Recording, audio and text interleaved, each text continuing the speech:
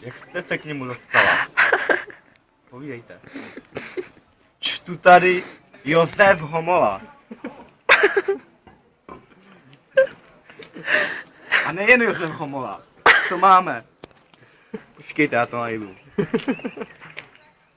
No, sakra. Samý zahraniční obchody. Integrovaný. Na vás si taky došlápnu.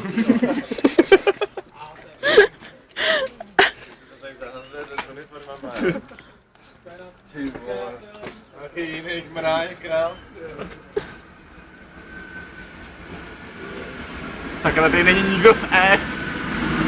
Emil Havelka. Astrál. No, další. Jan Souček.